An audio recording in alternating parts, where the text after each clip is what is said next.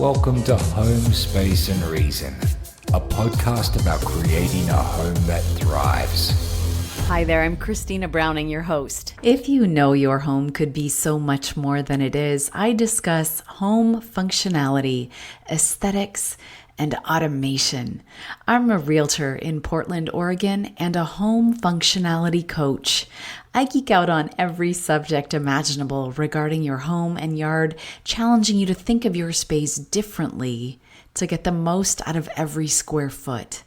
I pose questions for you to think through about your space and your reason. This podcast is all positive, offering you virtual fist bumps and celebrating every win. Remember, there's no such thing as perfect, but you can still aim for your best every day. Join me on social media by searching for the handle Space and Reason.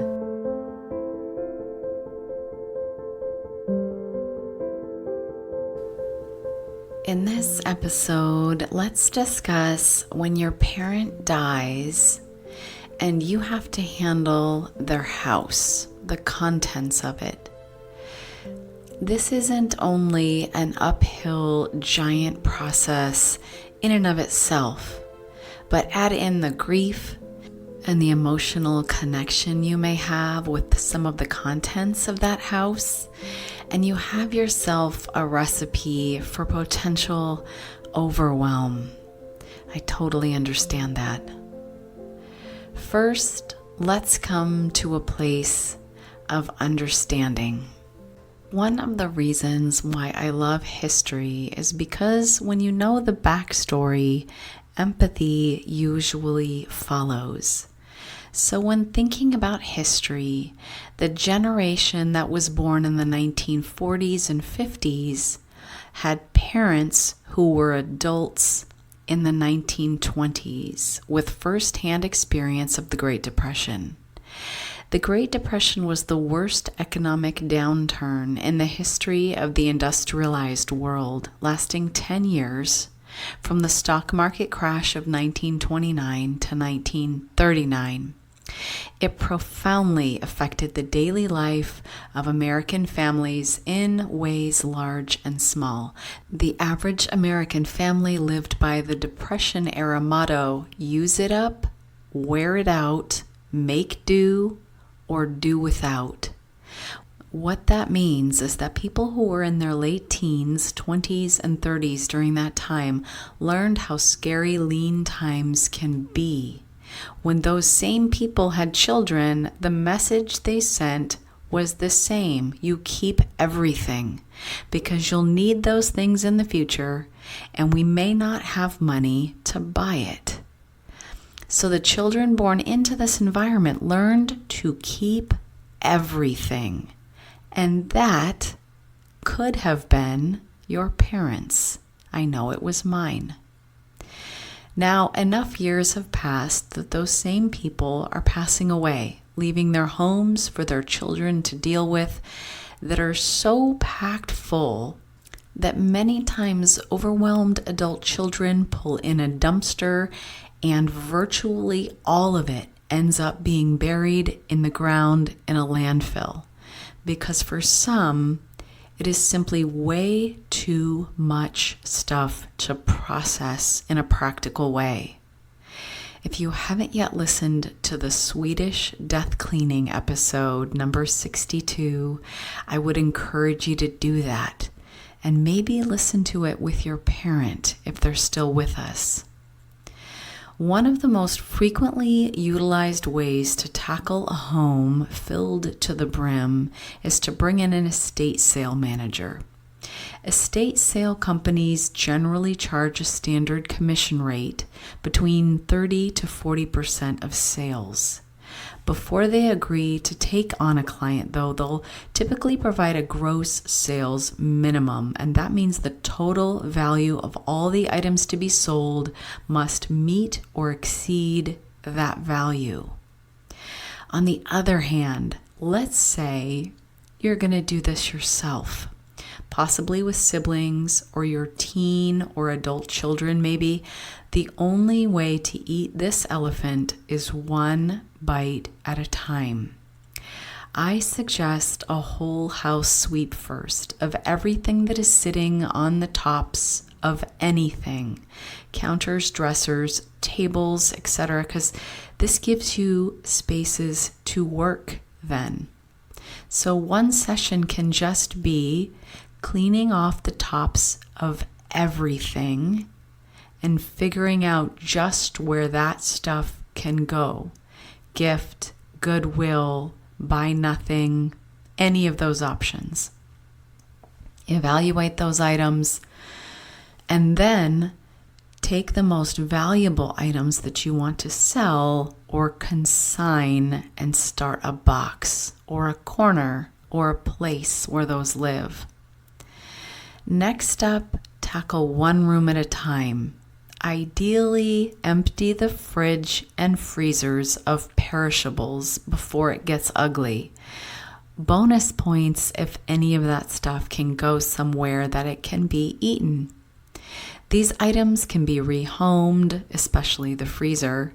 If you literally make a deal with yourself and those helping you, I will handle these 4 cupboards and then sell, gift, or consign those items before moving on to the next space.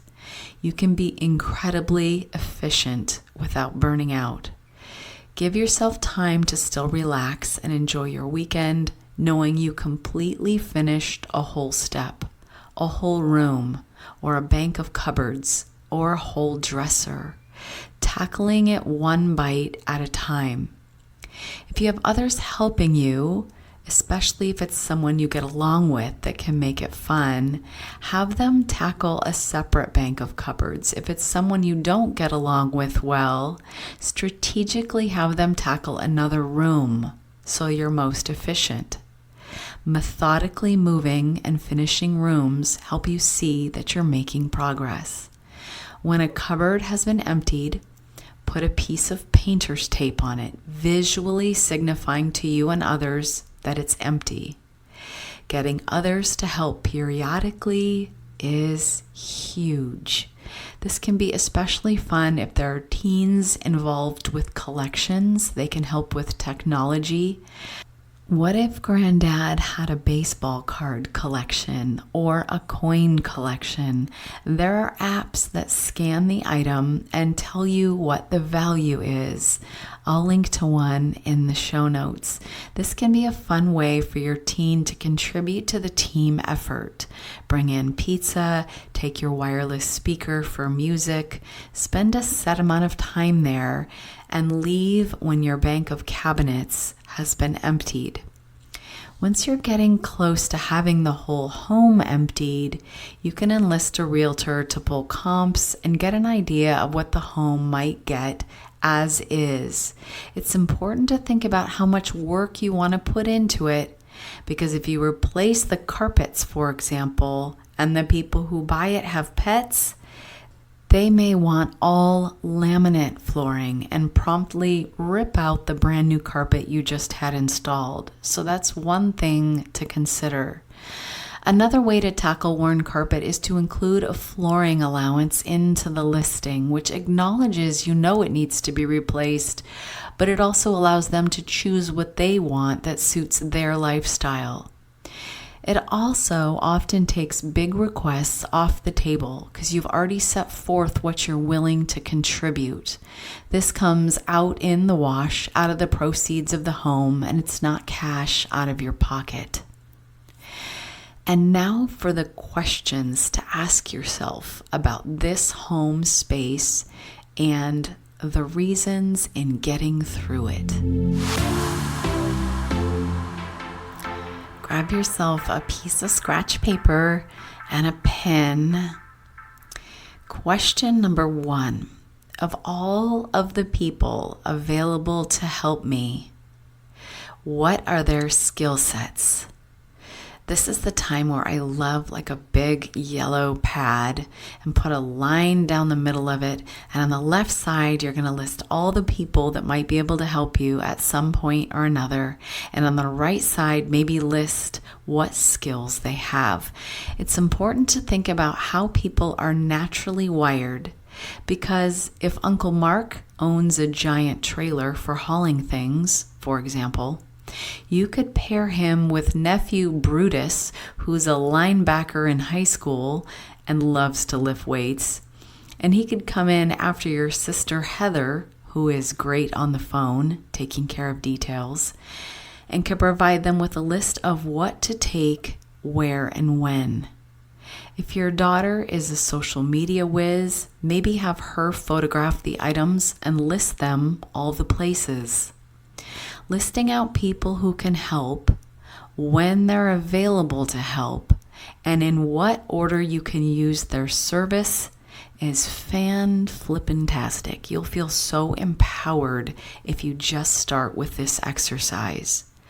Obviously, certain things have to come first. You've got to have the thing cleaned and emptied before you can have it moved.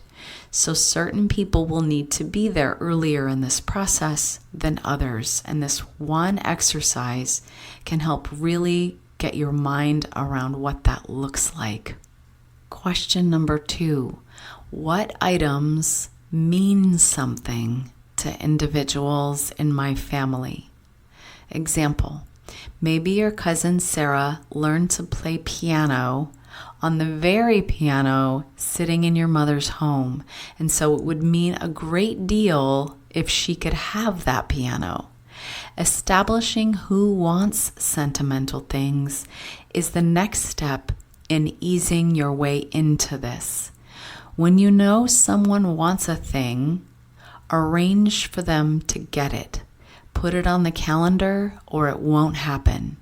And then if you meet them there when they pick it up, photograph the next thing you think a family member might want. Send it out in a group text. Get the item moving. Question number 3. Are there any furniture pieces that someone in our family could use?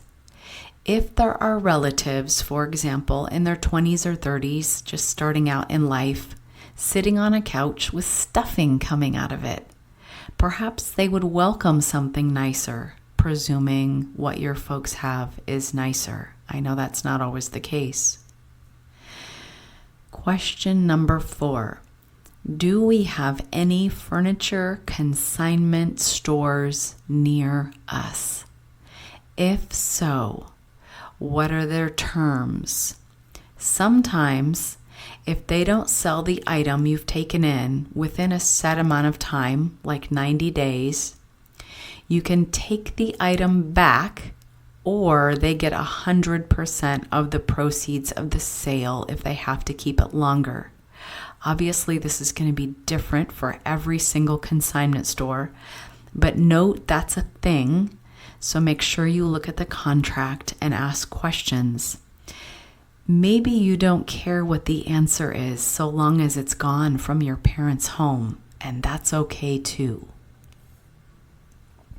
Once you consider these 4 steps above, it gets easier, because if you know the dresser is going with cousin Braden off to college, you can work on emptying just that dresser before he needs to take it. When you identify that someone in the community had their home burnt to the ground and they're starting over, what a wonderful way to honor the community by gifting them plates and silverware, a couch or a bed or all of those things. There's only one way to eat an elephant if you're doing this on your own, and it's one bite at a time. Focus on just one thing and put your blinders up to the rest. Don't worry about the other room. Don't worry about any of the other bits.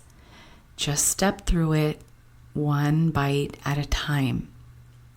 If you listen back to episode 62 on Swedish death cleaning, where I interviewed Mark Green about the loss of his father, his story will certainly resonate with so many of you. If you have an Amazon Echo, you can say, play the Home Space and Reason podcast by Apple and easily listen on any Echo or Dot. You can also say, play Home Space and Reason from yesterday on Apple Podcasts, or skip backward 30 seconds, or play the previous episode. If you happen to know someone in the market to buy or sell in the greater Metro Portland, Oregon area, kindly send them my way. The finest compliment I can receive is the confidence of your referral. When you buy a home with a realtor who is also a home functionality coach, you get the added value of an expert to think through how the space can be used to its best and highest potential, specific to the needs, passions, and values of your family. If you're thinking of buying or selling, give me a call. I can also list a home and stage it to make sense out of odd spaces, so you can get the most out of your investment. Sometimes when I'm out in the world doing something like emptying my mother's cupboards of more china than you can possibly imagine, and I want to share it with you, I shoot a video and share it in my home functionality email newsletter called Little Bits of Home Functionality. It's intentionally short and comes out just once a week. Sign up with the link in the show notes. With a short video and a little bit of inspiration, it's just the kind of weekly nugget that I would personally like to see in my inbox. Always positive, I invite you to subscribe. Thanks for sitting in on this conversation about creating a home that thrives. If you're thinking about your parents, their home, their passing in the future, or maybe this has happened already, just know I'm there. I've been through it, and I'm thinking of you. I'll meet you back here for the next episode.